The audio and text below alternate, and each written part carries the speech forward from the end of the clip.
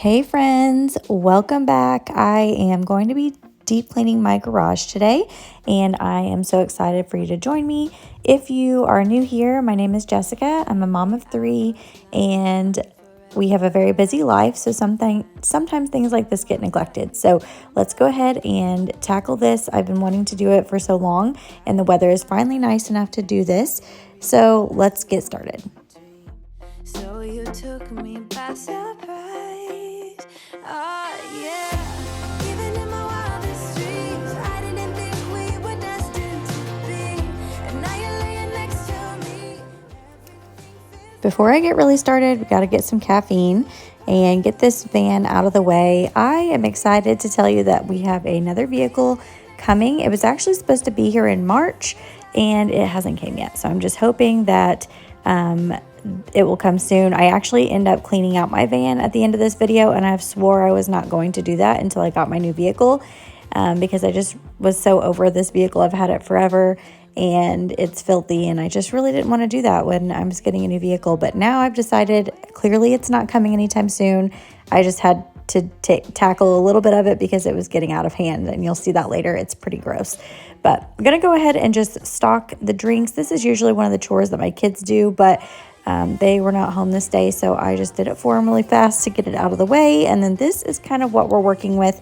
We built this home and moved in last July, so a lot of things just kind of get thrown in here because we do not have like a shed or an outbuilding yet.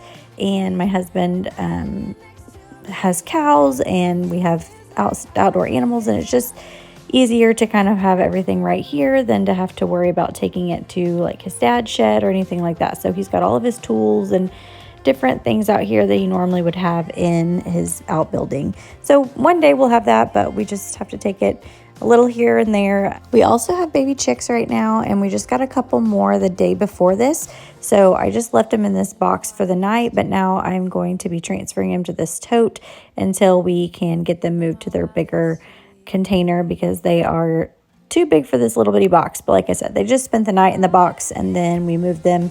But I wanted to go ahead and give them a little bit more room while I was cleaning out the garage and get rid of that nasty old box, because it's pretty gross in there. So we're just going to go ahead and transfer them over here for now until I can get them all moved over.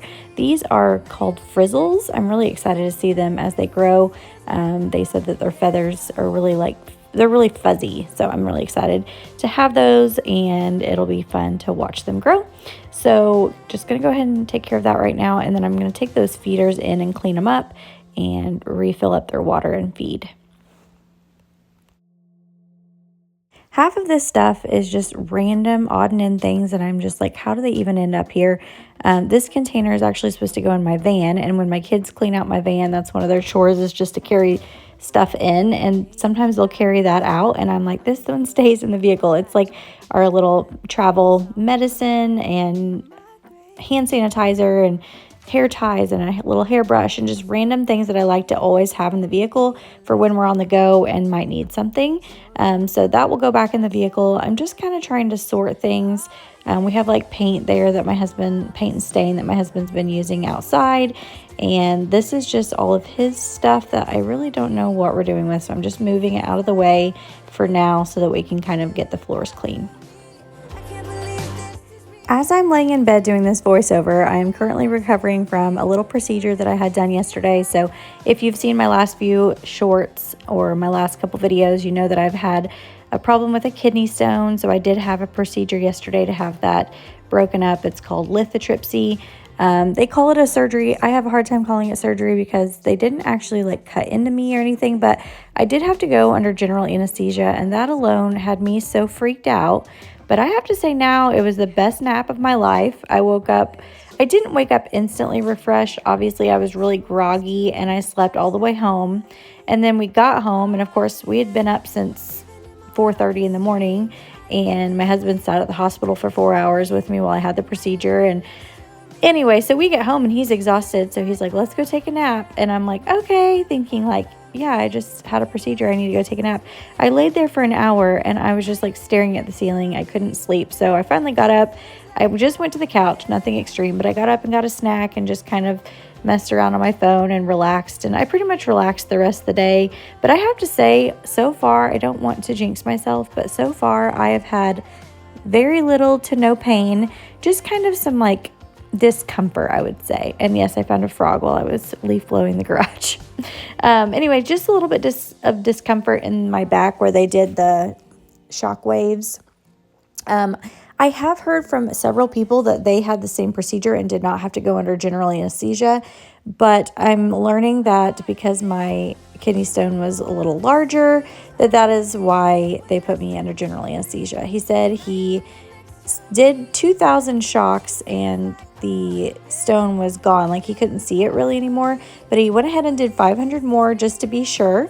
So I don't know if that's normal or not, but I think he did a good job because so far I have not had any issues going to the bathroom. Everything is normal for the most part. I mean, obviously there's a little bit of abnormal symptoms, but nothing to not be expected. Like, it's gone super well. I'm super happy with everything so far, and I'm just so thankful that I don't have to worry about that little booger anymore, and I am ready to get back to normal life, because that's the trouble with a kidney stone, is you never know when it's going to hit you. It comes out of nowhere and it's like crippling pain. So I'm just thrilled to death to not have to worry about that every single day, especially days that I've got a lot going on, and all I can think about is like, oh my gosh, I hope today's not the day that it rears its ugly head, you know. So, and it also seems like if I was more active and like did stuff like this, for example, or like lifted a lot of stuff or moved around a lot, I just felt like that next day I would pay for it because it jostled it around and then I would be in pain. It sounds so weird, but where mine was located, it was like popping in and out of the ureter, so it was just miserable. But anyway, at least it didn't pop in and stay there, because then he said I would be going to emergency surgery and not be able to have the procedure that I had. That was the most non-invasive procedure that I could have. So that is good, because I do not like the thought of having actual surgery. Like I said, it was general anesthesia, so technically it's surgery, but they didn't cut into me. So that to me is really not surgery. But I made it. Everything is good, and I couldn't be happier right now with my pain level. He did prescribe me a couple different pain medications, but I have taken nothing and I felt fine.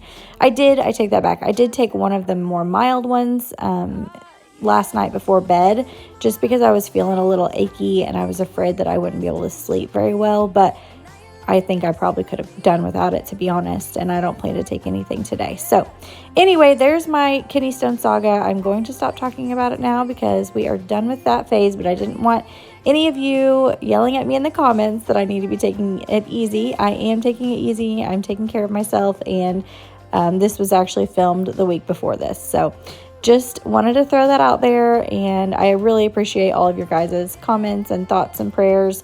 They were very encouraging throughout the whole thing.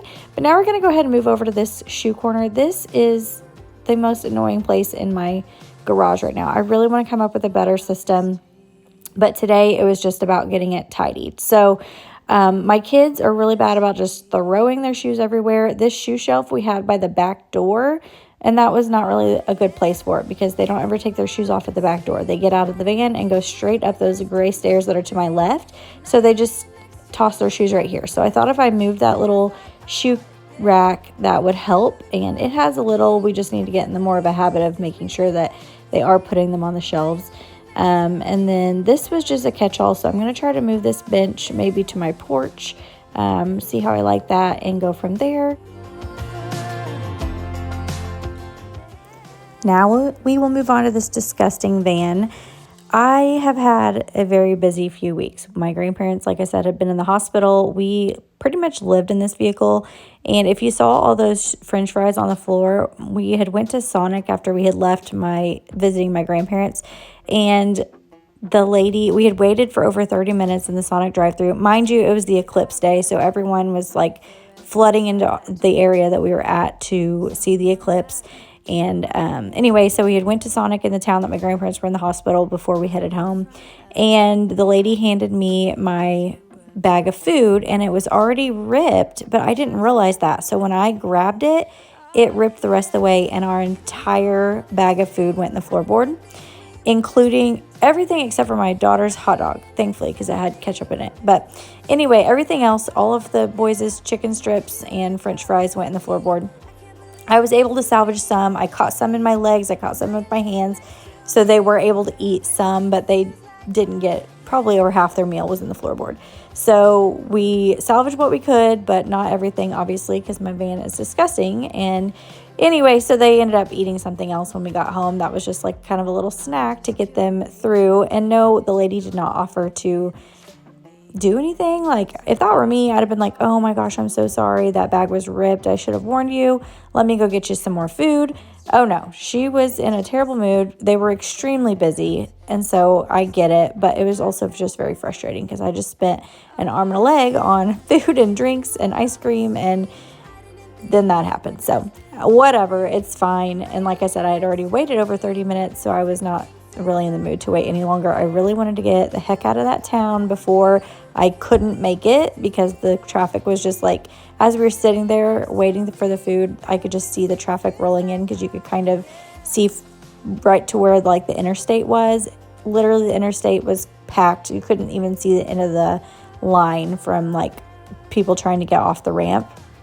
It was crazy. So I was just ready to get out of there and get to my little country home where there was no one in sight. And we did finally make it. All is well. And like I said, it wasn't the end of the world. It was just one of those moments where it's just like, really? We just waited that whole entire time and basically got a snack. But whatever, it's fine. We survived. So gonna get this cleaned up because it was already filthy. And then, like I said, now I have french fries and a few chicken strips underneath my car seat, and we really needed to get those out of there. Everything feels like art, yeah. Wanna give you every part of me. I can't believe this is reality. And now you're laying next to me. Everything feels like art,